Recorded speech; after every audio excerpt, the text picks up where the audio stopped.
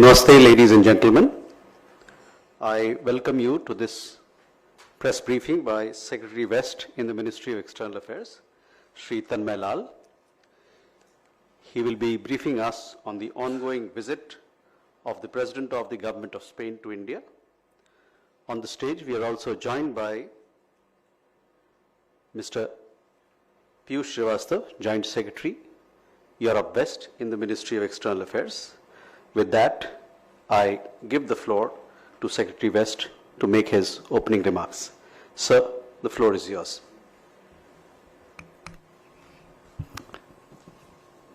Thank you, Randeep. Well, as you would have noted, this has been a landmark visit, the visit of the President of the Government of Spain, His Excellency Pedro Sanchez. This is first by a President of Spain in nearly 2 decades. He is visiting India at the invitation of Honorable Prime Minister Narendra Modi. He is accompanied by his wife, Her Excellency Ms. Begonia Gomez, and also 2 ministers from Spanish government. The Minister of Industry and Tourism, His Excellency Jordi Hereu Boher,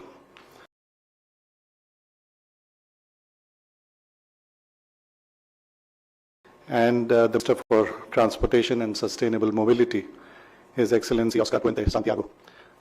He is also accompanied by a group of 15 CEOs of leading Spanish companies. The visit includes, today the delegation was in Vadodara, and now they have left for Mumbai, where they have a busy day tomorrow also. The day began by a Shobha Yatra, where both leaders, Prime Minister Modi and President of the Government of Spain, His Excellency Pedro Sanchez, were there together. This was followed by the joint inauguration by the 2 leaders of the Tata Aircraft Complex in Vadodara, which will be producing the C-295 military transport aircraft. This plant, as you would know, is a collaboration between the Tata Advanced Systems Limited and the Airbus SE Spain. You may recall that the foundation stone for the plant had been laid only 2 years ago by Prime Minister Modi, and today the inauguration of the plant was done. The 2 leaders toured the factory and witnessed some of the state-of-the-art facilities which have been established there. They also visited an exhibition of the various components that are being made in India by a large number of vendors, mostly SMEs. This has been an example of industrial and manufacturing collaboration between India and Spain in the defense sector, which is really giving a boost to the Make in India campaign and the Atmanirbhar Bharat campaign, especially in the defense sector. The joint inauguration was followed by delegation level talks, which were held at the Lakshmi Vilas Palace. The 2 leaders discussed the entire range of bilateral engagements, as well as global issues of mutual interest and concern, including Ukraine and West Asia. This was followed by a banquet lunch that was hosted by Prime Minister Modi. And the 2 leaders also met the group of 15 CEOs representing leading Spanish companies. And President Sanchez has since left for Mumbai. In Mumbai tomorrow,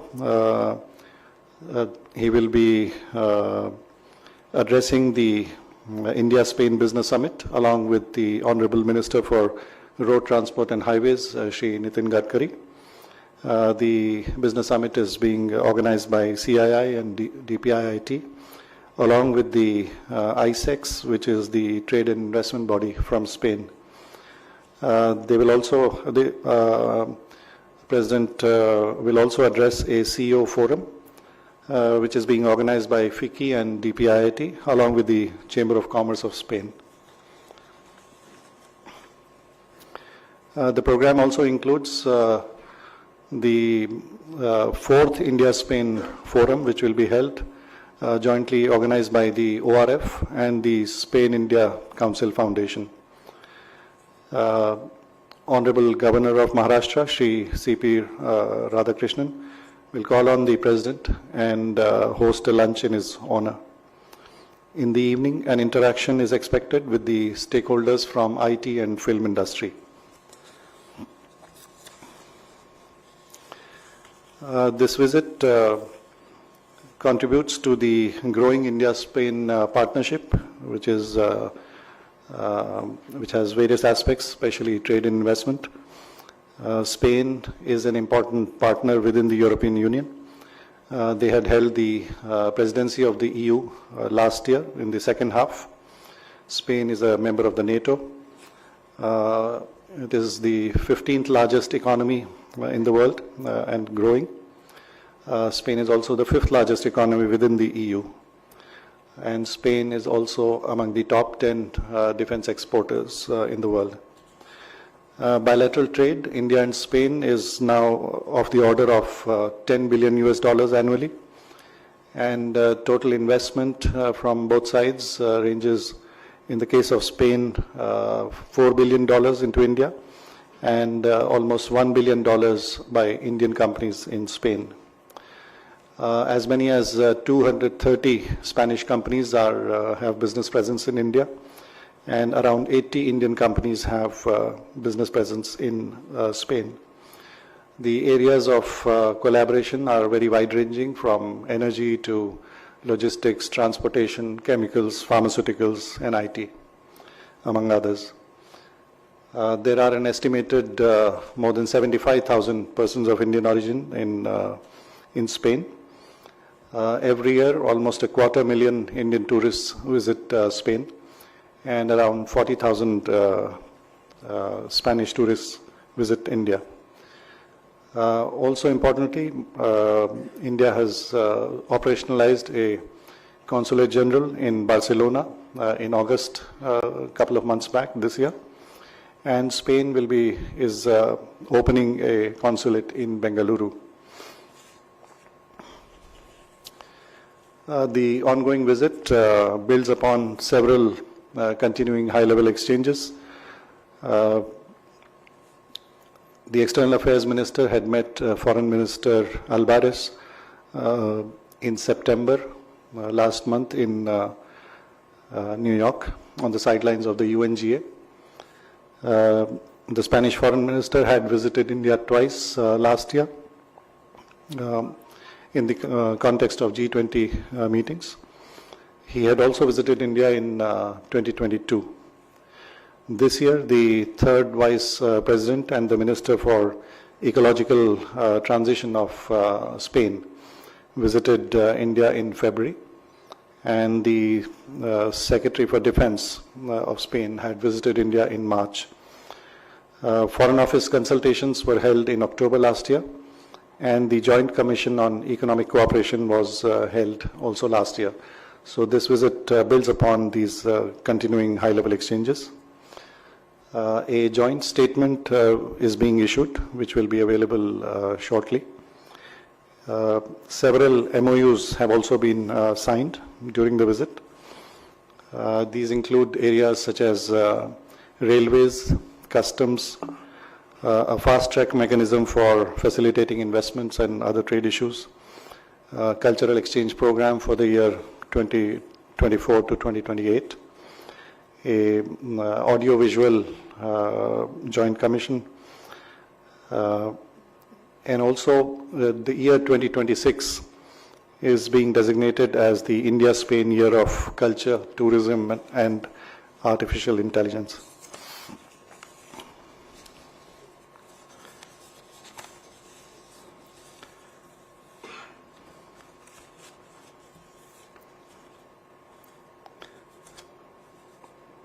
I think we can take questions.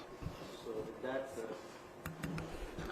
with that, we open the floor for questions. When you ask a question, please do take your name and the organization that you come from, so that we take note of you. Hi, sir. Please. Hi sir, this is Vishu from ANI. Just wanted to know, India and EU are also negotiating FTA. So was there any discussion during the talks regarding FTA? Okay. Meghna? Sir, I'm Meghna Dev from DD News. Sir, 2026 will be designated, as you said, the year for India, Spain, tourism, culture and AI. What kind of events can we expect? Are these all events going to be held in India or in Spain, or how is the whole structure of the year that will be celebrating this? Okay. Please. Here. Hi, this is Tushar from Times of India. Can you just give us a bit more specifics about the MOUs, that were signed? Or if there is any amount involved, how much amount is supposed to be invested? Any specifics? Okay. So we have 3 questions, so if you can take those first. We'll come back for more questions.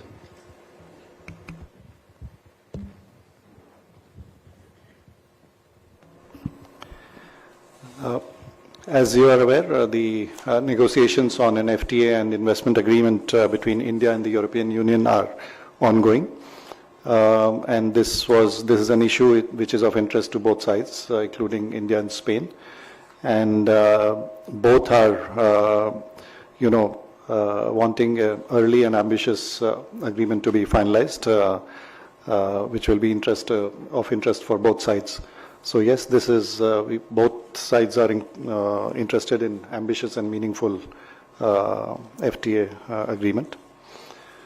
The year 2026, of course, this will showcase the cultural and civilizational heritage of both sides in various forms, ranging from art, music, films, and many other cultural aspects. Both countries have very long cultural heritage and traditions. There are also the city of Valladolid and Ahmedabad have a twinning arrangement. The Spanish language is popular here.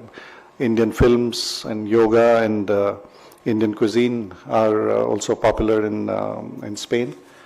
And as I had mentioned, Spain is a very popular destination for India, and also in the other direction also.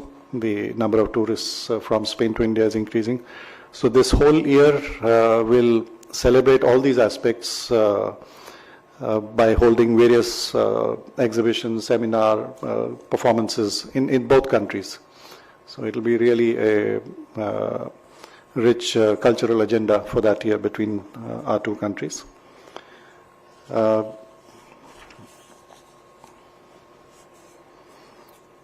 So the MOUs, as I mentioned, have been listed. In terms of the investments, etc., as you know, the highlight of this visit has been the joint inauguration of the C-295 aircraft, which is really a milestone. But also the presence of the strong business delegation from the Spanish side is an indicator of the business interest that is there from both sides. And tomorrow is a day where both an India-Spain Business Summit and a CEO forum from both sides will take place. And I'm sure you will come to know of the various developments that occur in this regard in terms of investment and other proposals. Just to add, Tushar, you will have the list of all the MOUs shortly as we finish this press briefing on our website.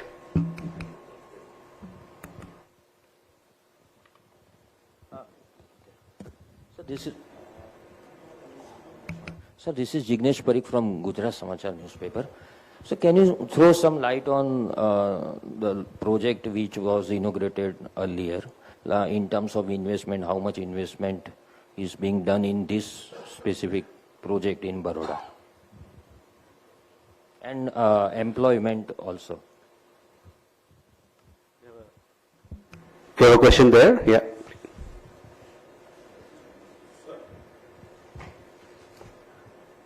So, this side. Sir, Siddharth Pandya from the PTI, sir. So you just mentioned a bit about Ukraine. Could you just elaborate on that? What kind of talks had taken place? And secondly, just a small question regarding this. How do these MOU align with India's broader strategic objectives, particularly in context of Indo-Pacific region?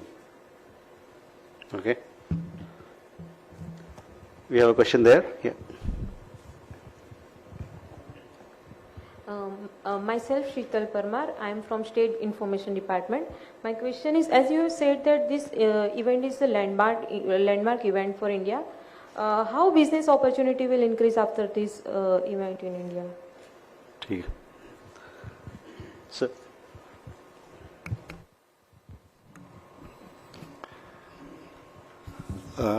So regarding the question about the C295 project, as you know, the decision to acquire this aircraft was taken a few years back in 2021, and the arrangement between the Tata Advanced Systems and the Airbus Spain was reached, under which a total of 56 aircraft were to be procured. 16 of these were to be procured in flyaway condition from Airbus Spain, and the remaining 40 are to be made in India. The first of such aircraft was received last September, when the Chief of Indian Air Force received the first aircraft, and then since then 6 C295 have been delivered. The project is on schedule to produce these aircraft here. As you know, within 2 years of laying of the foundation stone, the manufacturing, the plant has come up. The first aircraft is expected to be, the Made in India aircraft is to be delivered within 2 years. And an important aspect is that the entire ecosystem for making and producing these components is being developed here in India. As many as 18,000 components which will be used in this aircraft will be manufactured in various locations, including, for example, Hyderabad, Nagpur, Bengaluru. So it's really generating capacities in addition to the employment, which is expected to be in the range of 3,000 direct jobs here, and also in around 10,000 jobs in terms of the various SMEs and other entities which will be making all these these components. So this is really a milestone in the sense that for the first time the private sector will be involved directly in this production of this military transport aircraft. With respect to Ukraine, both sides exchanged views on how they see the situation. Of course, Prime Minister Modi reiterated the position that any such conflict can only be resolved by dialogue and diplomacy. This is not the time for war. This cannot be resolved on the battleground. So it is necessary that there is direct discussion between the parties. On the Indo-Pacific, yes, it was discussed. It is also it finds mention in the joint statement which is being issued, which reiterates India's position, and you would be familiar with India's position on this, that we really look for free, open, inclusive, peaceful and prosperous Indo-Pacific. And you will come to know the details which are mentioned in the joint statement.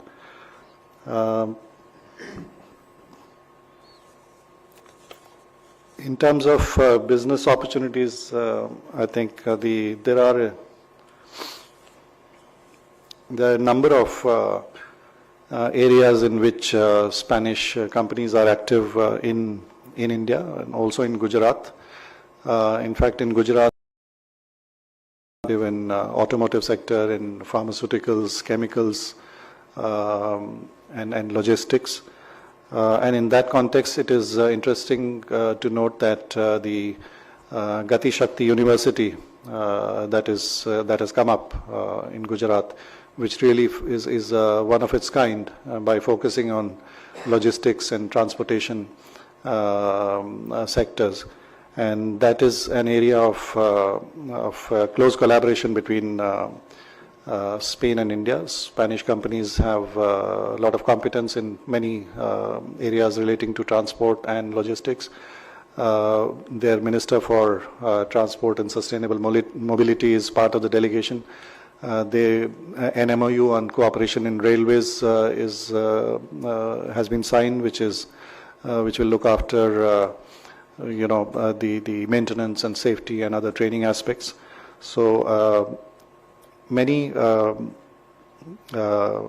aspects of various ranging from energy to transport to chemicals, pharmaceuticals, and other sectors have been discussed. And as you may be aware, the total figure of trade is increasing. It's very substantial now, $10 billion. And also the investment by various companies in each other's countries is increasing. So the economic partnership is really going well. You have a question? Meghna? Sir, because the Spanish president is meeting the film industry people in Mumbai, were there any talks, because Spain is projecting itself as an attractive destination for film shooting, and many Indian films are being shot there as well. So were there talks on that? And also he visited the Lakshmi Vilas Palace, so did he sign any visitor book or any reaction that he gave on that? Sir? Well, yes, film sector is an area of ongoing interest with various stakeholders, and as you are aware, some of prominent films, Indian films, have been shot in Spain. There is also an MOU on audiovisual sector has been signed. There is also the joint statement that is being issued refers to that India was the guest country at one of the prominent film festivals called Semminki last year, and Satyajit Ray Lifetime Achievement Award was given to legendary Spanish director Carlos Saura. So there are various aspects of audiovisual and film production that are being taken forward, and tomorrow the visit will hopefully produce more such avenues of collaboration. So this is an area of interest.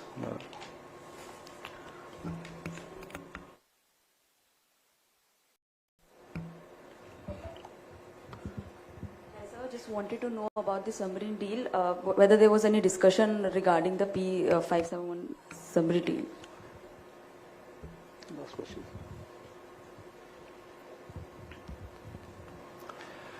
Well, defense cooperation is an area of interest for both sides, and at this stage, I would not like to say anything more on this.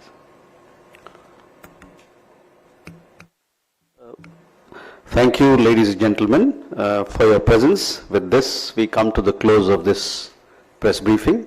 Thank you for your participation, and we look forward. Please be in touch with us for more updates on this ongoing visit of President Sanchez. Thank you very much.